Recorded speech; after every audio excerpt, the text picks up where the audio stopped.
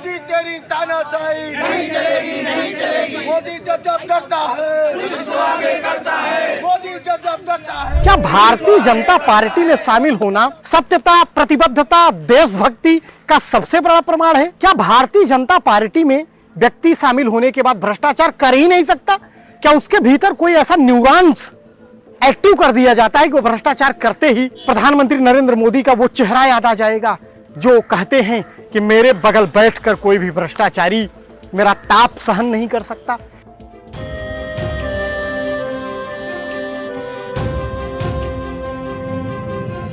लोकसभा का चुनाव नजदीक है और यही कारण है कि तर्कस में से एक से बढ़कर एक तीर निकाले जा रहे हैं। सारी जड़ी बूटी आजमाई जा रही है, क्योंकि महाभारत और गीता में लिखा है कि तब तक हार नहीं होती जब तक अंतिम अस्त्र और अंतिम शस्त्र चल नहीं दिया जाता है। मुझे लगता है कि नरेंद्र मोदी कुछ इसी नक्शे कदम पर चल रहे हैं। उन्हें लग रहा है कि तब तक हम हार नहीं मानेंगे जब तक हम अपने हर दांव को नहीं आजमा लेंगे। 2 अक्टूबर महात्मा गांधी का जन्मदिन अभी कुछ ही दिन पहले बीता है, जब भाजपा के तमाम नेताओं ने गांधी की प्रतिमा पर फूल चढ़ाकर झुककर सत्य और अहिंसा का संकल्प लिया था। लेकिन ठीक दूसरे दिन से सीबीआई और ईडी के छापों की सरगर्मियां भी तेज हो गईं और कहा जाने लगा कि जब जब सरकार डरती है तब तब सीबीआई और ईडी को आगे करती है। मोदी जब जब डरता है पुलिस को आगे करता है। मोदी जब जब डरता है पुलिस को आगे करता है। मोदी जब जब डरता है। न्यूज क्लिक पोर्टल में कई जगह छापेमारी की गई, वहां कुछ लोगों को गिरफ्तार भी किया गया। फिर उसी के 2 दिन बाद आम आदमी पार्टी के राज्यसभा सांसद और विपक्ष की मुखर आवाज संसद से लेकर सड़क तक अक्सर बुनियादी मुद्दों को लेकर मुखर होने वाले संजय सिंह को इसी घर से गिरफ्तार किया गया था। मेरे पीछे आप उनका घर देख रहे हैं और तमाम मीडिया के कैमरे अभी भी लगे हुए हैं उनके घर पर और तमाम गतिविधियों की जानकारी ले रहे हैं। उनके समर्थकों का हुजूम भी उनके घर पर है। तो एक सबसे बड़ा प्रश्न उठता है और आम जनता के मन में एक सवाल भी आता है कि आखिर क्या वजह है कि भारतीय जनता पार्टी के नेताओं के घर सीबीआई या ईडी नहीं जाती? आखिर क्या कारण है कि सारा घोटाला विपक्षी पार्टियों के लोग ही करते हैं? जैसे उत्तर प्रदेश में समाजवादी पार्टी के ऊपर रिवर फ्रंट घोटाले का आरोप लगा, बाद में बुक्कल नवाब जी भाजपा में शामिल हो गए, आरोप खत्म हो गया। तरुण गोगोई सरकार में मंत्री रहे हेमंता बिस्व शर्मा पर शारदा चिटफंड घोटाले का आरोप लगा। हेमंता जी आज उसी भारतीय जनता पार्टी के बैनर तले असम के मुख्यमंत्री हैं, उन पर आरोप खत्म हो गया। जिस नारायण राणे पर लैंड घोटाले को लेकर भारतीय जनता पार्टी हंगामा मचाती थी, हंगामा करती थी, वो नारायण राणे आज मंत्री हैं। तो लोग पूछते हैं, ये जनता के मन में उत्सुकता होती है, क्या भारतीय जनता पार्टी में शामिल होना सत्यता, प्रतिबद्धता, देशभक्ति का सबसे बड़ा प्रमाण है? क्या भारतीय जनता पार्टी में व्यक्ति शामिल होने के बाद भ्रष्टाचार कर ही नहीं सकता? क्या उसके भीतर कोई ऐसा न्यूरांस एक्टिव कर दिया जाता है कि वो भ्रष्टाचार करते ही प्रधानमंत्री नरेंद्र मोदी का वो चेहरा याद आ जाएगा जो कहते हैं कि मेरे बगल बैठकर कोई भी भ्रष्टाचारी मेरा ताप सहन नहीं कर सकता? कोई भ्रष्टाचारी मेरे बगल में बैठ करके मेरा ताप सहन नहीं कर सकता है। लेकिन फिर लोगों के मन में यह सवाल भी आता है कि प्रधानमंत्री नरेंद्र मोदी कहते तो जरूर हैं कि कोई भ्रष्टाचारी मेरा ताप सहन नहीं कर सकता, लेकिन प्रधानमंत्री के बगल वो अजित पवार भी बैठते हुए नजर आए हैं जिनके ऊपर हजारों करोड़ रुपए के घोटाले का आरोप लगता है।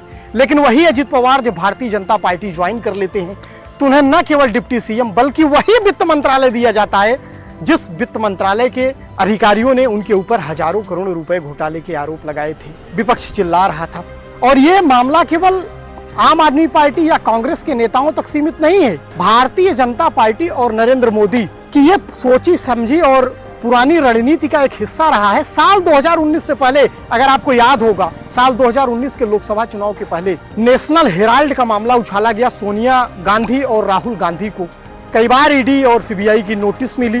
ये मामला बहुत सुर्खियों में बना। इसका केवल एक उद्देश्य था कि भ्रष्टाचार पर नरेंद्र मोदी की उस छवि को आगे करना जो कहा जाता था कि हम न खाएंगे न खाने देंगे। लेकिन चुनाव के बाद इन भ्रष्टाचारियों का क्या होता है, कहां जाते हैं, कुछ भी पता नहीं। आपको याद होगा कि समाजवादी पार्टी में मंत्री रहे बुक्कल नवाब को रिवर फ्रंट घोटाले में, गोमती रिवर फ्रंट घोटाले में आरोपी बनाया गया और कहा गया कि ये घोटालेबाज हैं, ये वो हैं। लेकिन जैसे ही भारतीय जनता पार्टी में शामिल हुए, भाजपा के बड़े बड़े नेता आकर ये सफाई देने लगे, करे वो घोटाला नहीं किए थे, उनकी छवि बिगाड़ने की कोशिश की जा रही थी। इसके अतिरिक्त अगर आपको याद होगा तो हिमाचल प्रदेश में एक नेता हैं सुखराम और उनके बेटे अनिल, उन पर भी हजारों करोड़ रुपए घोटाले के आरोप लगे। आपको याद होगा उनके ऊपर जब आरोप भारतीय जनता पार्टी ने लगाया था तो 2 सप्ताह तक संसद नहीं चलने दिया था। लेकिन बाद में जब सुधांशु त्रिवेदी से ये बात पूछा गया कि अब तो भारतीय जनता पार्टी में शामिल हो गए हैं, अब उनके आरोपों का क्या हुआ, तो उन्होंने कहा उनके आरोप बड़े पुराने हैं, जो बीत गई सो बात गई।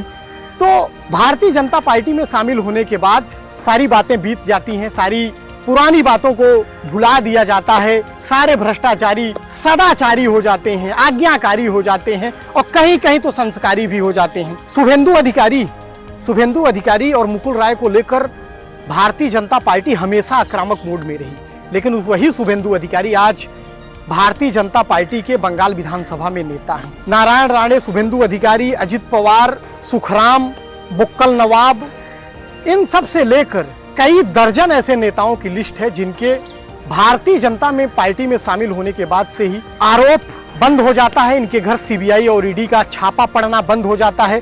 ऐसा लगता है कि सीबीआई और ईडी के अधिकारी इनके घर का पता डिलीट कर देते हैं, इनके घर का पता भूल जाते हैं। सीबीआई और ईडी के अधिकारियों को केवल उनके घर का पता होता है जो विपक्ष में है और जो अक्सर सरकार की नीतियों का आलोचना करते हैं। तो कहीं न कहीं आपके मन में यह सवाल जरूर आ रहा होगा कि क्या भारतीय जनता पार्टी वाकई केंद्रीय एजेंसियों को, सीबीआई और ईडी जैसी एजेंसियों को, जो कभी विश्वसनीयता और निष्पक्षता का एक आधार स्तंभ हुआ करती थी, क्या वाकई इन्हें भारतीय जनता पार्टी ने अपना एक प्रकोष्ठ, किसान प्रकोष्ठ, महिला प्रकोष्ठ की तरह एक प्रकोष्ठ बना दिया है, सीबीआई प्रकोष्ठ, ईडी प्रकोष्ठ, कि जो भी भारतीय जनता पार्टी की नीतियों के खिलाफ बोलेगा, जो भी थोड़ा सा इधर उधर जाएगा, उसके खिलाफ कार्रवाई होगी।